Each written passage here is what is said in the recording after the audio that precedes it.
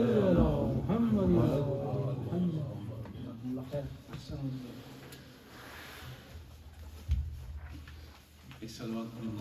اللهم صل على محمد وآل محمد. بسم اللہ الرحمن الرحیم. رب اشرح لی صدری ویسر لی امری واحلل عقدۃ من لسانی یفقہوا قولی. کتاب انزلناہ الیک مبارکا لیتدبروا آیاتہ. خداوند تعالیٰ کا اپنے پاک کلام میں ارشاد ہوتا ہے کہ ہم نے ایک مبارک کتاب کو آپ کے لیے نازل کی. یہ قرآن کریم جس کی تلاوت کا شرف ہم نے بھی اور قاری صاحب نے بھی حاصل کیا، ایک مکمل اور جامع اور معنی کتاب ہے، اور اس کے کچھ سمجھنے کے اصول ہیں جن کو جاننا ضروری ہے. قرآن کو پڑھنا ضروری ہے، پڑھنے کے بعد سمجھنا ضروری ہے، سمجھنے کے بعد اس پر عمل کرنا ضروری ہے. پڑھیں گے نہیں تو سمجھیں گے نہیں، سمجھیں گے نہیں تو عمل نہیں کریں گے. قرآن ایک ایسی کتاب ہے کہ جس میں ہر چیز کا علم پایا جاتا ہے.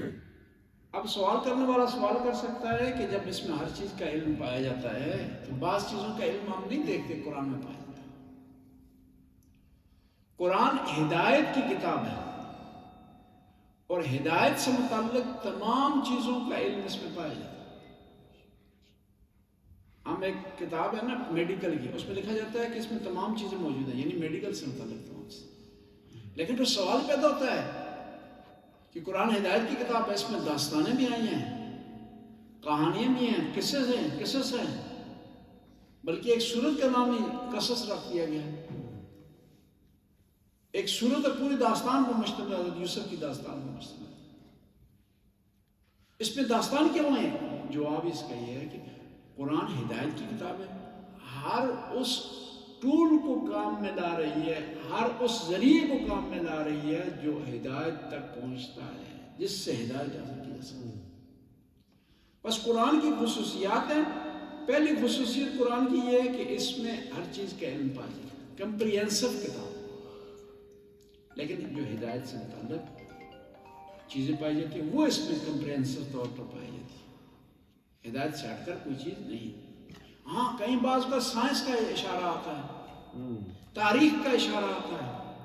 وہ یہ کہ قرآن کا جو بھیجنے والا ہے وہ ہر چیز کا علم رکھتا ہے. ایک آدمی جو تمام چیزوں کا علم رکھتا ہو نا، کسی خاص ٹاپک پر بھی بول رہا ہو تو اس میں تمام علوم ظاہر ہوتا ہے اس میں، اور پھر وہاں پر اس کے بیان میں بعض کا تبدیلی بھی آ جاتی ہے کہ ایک ٹاپک اس نے شروع کیا ہے، دوسرے ٹاپک پر چلا گیا ہے، اس تک بات مکمل کرنے کے بعد پھر دوبارہ اس ٹاپک پر آ جاتا ہے. دوسرا یہ ہے کہ قرآن میں اختصار پایا جاتا ہے، مطالب سمیٹے گئے ہیں. اس طرح کہتے ہیں نا سمندر کو کوزے میں بند کر دینا، دریا کو کوزے میں بند کرنا، قرآن نے ایسا کیا ہے. اور اس میں مثالیں قرآن میں موجود ہیں. دیکھیں نا قرآن میں کہا خذ العفو وامر بالعرف واعرض عن الجاہلین. 3 ورڈ کے ہیں لیکن اس میں سمندر کو کوزے میں بند کر دیں. کیا ہے؟ خذ العفو، معاف کر دو. اب کہاں معاف کرو، کس پوائنٹ پر معاف کرو، کس کو معاف کرو، یہ ایک تفصیل ہے نا، قرآن نے ایک جملے میں کہہ دی. اور پھر کہا نیکی کا کام کرو. نیکیاں کئی قسم کی ہیں. نیکی کو حکم دو، امر بالمعروف کرو. نماز بھی نیکی ہے، روزہ بھی نیکی ہے، حج کا حکم دینا نیکی ہے، صحیح بڑوں کا احترام کرنا نیکی ہے، دوسروں کی رسپیکٹ کرنا نیکی ہے، اور دوسروں کے حقوق کا خیال رکھنا نیکی ہے. ان تمام چیزوں کو ایک ہی ورڈ میں قرآن نے مختصر بیان کر دیا.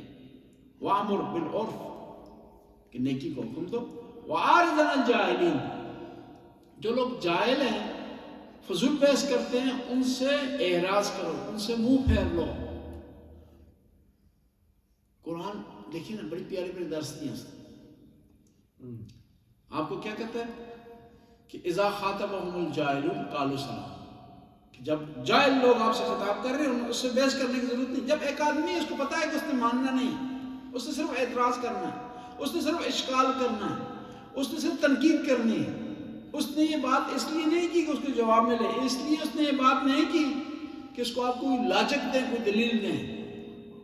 جب اس نے اس لیے بات نہیں کی تو کیا کرنا ہے، آپ نے اعراض کرنا ہے، اس کو سلام کر کے وعلیکم السلام کر چلے جائیں۔ وہ سلام سے بات آ گئی۔ یہاں محمد تھے نئے شیعہ، ان کا بیٹا اس میں یو کے میں اسلامی تعلیم حاصل کرنے چلا گیا، یو کے میں ایک مدرسہ ہے شیعہ اسلامک کالج، تو ان کو زیادہ پتہ نہیں تھا کہ حوضے میں گیا ہے، مدرسے میں گیا، کہاں۔ میں نے پوچھا کہ کہاں ہے، کہاں گیا، کہتے سلام پڑھنے چلا گیا، سلام نہیں، اس کو کہتے ہیں سلام پڑھنے چلا گیا۔ تو وہ مہینے 2 مہینے کا بیٹا بھاگ کے گھر سے آ گیا، امجد شاہ کا جاننے والا تھا۔ تو میں نے پوچھا امجد شاہ صاحب اس کے بیٹا کیوں بھاگ کر آ گیا؟ کہا کہنے لگا وعلیکم السلام ہو گئے،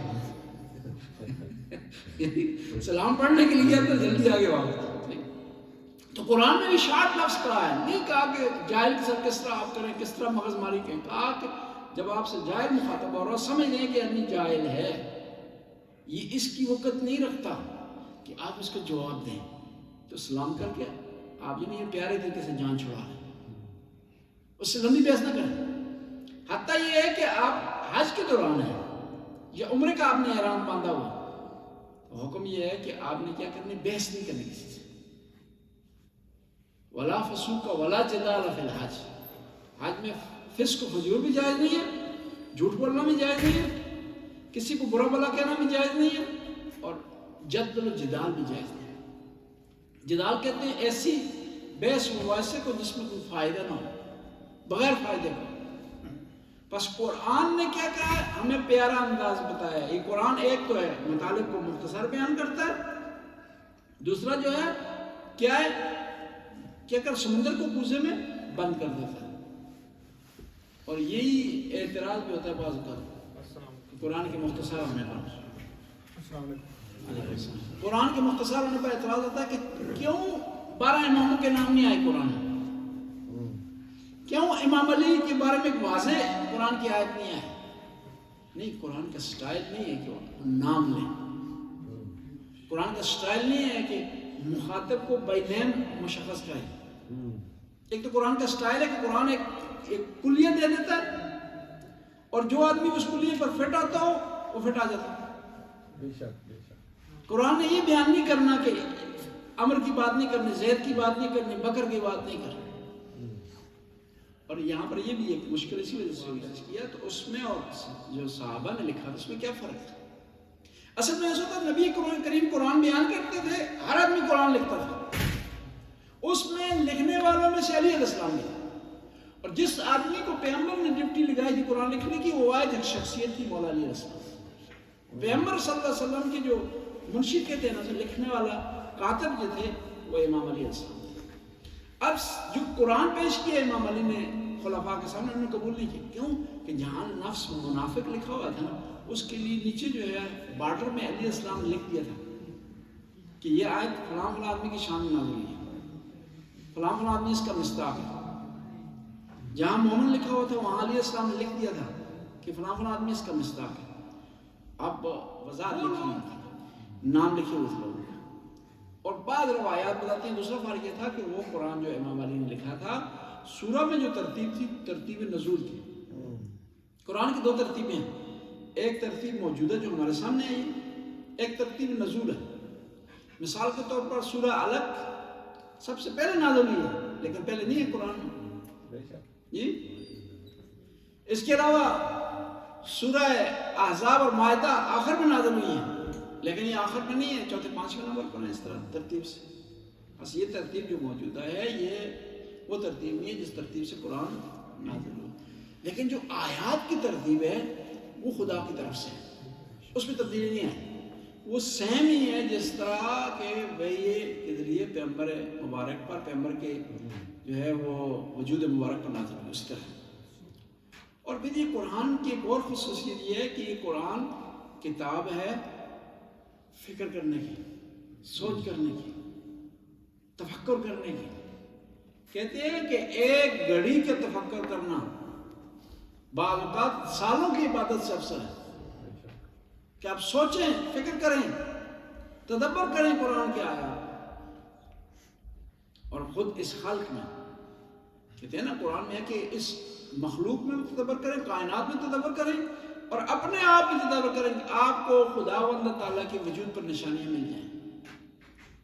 اس لیے کہا جاتا ہے نا سیروا فی الارض، کہ زمین میں آپ سیر کریں، سیروا فی الارض فانظروا کیف کان عاقبۃ المکذبین، کہ تم زمین پر سیر کرو، تمہیں پتہ چل جائے گا جو لوگ جھوٹ بولتے ہیں، جھٹلاتے ہیں خدا کو، انکار کرتے ہیں خداوند تعالیٰ کا، وہ ان کا سر و پایہ نہیں ہے، وہ حقیقت پر نہیں۔ اور یہ آیت تدبر کا ہمیں حکم دیتی ہے، سوچنے کا حکم دیتی ہے۔ سب سے پہلا جو یہ فکر پیش کی گئی نا، یہ تھاٹ کہ انسان کو کیا ہونا چاہیے، اس کی سوچ آزاد ہونی چاہیے، اور قومیں وہی ترقی کرتی ہیں جن کی سوچ جو آزاد ہوتی ہے۔ سوچ کو آپ اگر مقید کر دیں گے نا، آدمی ترقی نہیں کر سکتا، علم کے لحاظ سے آگے نہیں بڑھ سکتا، کہ آپ کے لیے دائرہ مقرر کر دیجیے، اس دائرے کے اندر آپ نے سوچنا ہے، اس سے باہر آپ نہیں جا سکتے، پھر آپ ترقی نہیں کر سکتے۔ اور ہمیشہ شیعہ عقائد کے لحاظ سے کیوں مضبوط ہے؟ کیونکہ شیعہ پر اٹیک زیادہ ہے، سوچا زیادہ شیعہ نے کیا ہے، فکر زیادہ کیا ہے، تدبر زیادہ کیا ہے شیعہ نے۔ اور اس وجہ سے ہمارا جو ایک عام بچہ سا ہوتا ہے، جو عالم دین بھی نہیں ہوتا، وہ بچہ جو ہے بعض اوقات اہل سنت کے علماء سے مقابلہ کرتا ہے، ان کو جواب دیتا ہے، اور ہر چیز کا ہمارے پاس جواب ہوتا ہے عقائد کے میدان میں۔ بس انسان کو جو دعوت دے رہی ہے کتاب، وہ تدبر کی، سوچ کرنے کی اور جاننے کی، فکر کرنے کی۔ قرآن نے ایک جملہ کہہ دیا نا، یہ انسان کی فکر کے لیے اتنا ہی کافی ہے، اِنَّ لِلَّهِ وَإِنَّا إِلَيْهِ راجعون۔ اس دن میں ایک پروگرام دیکھ رہا تھا، تو اس میں ایک سائیکولوجسٹ جواب دے رہا تھا، ٹائم کتنے لگے؟ جواب دے رہا تھا، تو کسی نے سوال کیا کہ لوگ دین کی طرف رجوع کیوں کرتے ہیں؟ ان کی ضمیر کے اندر جو چھپا ہوا کونا ہے، وہ ہمیشہ دین کی طرف رجوع کرتا ہے۔ وجہ اس کی یہ ہے کہ دین کچھ ایسے سوالوں کے آپ کے جواب دیتا ہے جو عام لوگ نہیں دے سکتے، کہ آپ کہاں سے آئے اور کہاں آپ جانا ہے۔ اللہم صلی علی محمد، یا علیم یا علیم یا غفور یا رحیم۔ خدا اس کلید سے بات قبول منظور فرما، ہمارے گناہوں سے درگزر فرما، نیک کام کرنے کی توفیق عطا فرما۔ یا اللہ قرآن کی پورے مہینے تلاوت ہوئی ہے، یا اللہ قاری صاحب کی توفیقات میں اضافہ فرما، یا اللہ ان کا صلہ عطا فرما، حاضرین کی توفیقات میں اضافہ فرما، ہمیں قرآن پڑھنے، اس کو سمجھنے، اس پر عمل کرنے کی توفیق عطا فرما۔ یا اللہ قرآن کی آیات کو پڑھنے کی توفیق عطا فرما، قرآن کی سورتوں کو پڑھنے کی توفیق عطا فرما۔ یا اللہ قرآن نے جن چیزوں سے منع کیا ان سے رکنے کی توفیق عطا فرما، جن چیزوں کا حکم دیا ان کو بجا لانے کی توفیق عطا فرما۔ ربنا آتنا فی الدنیا حسنہ وفی الآخرۃ حسنہ وقنا عذاب النار۔ اللہم صلی اللہ علیہ وسلم۔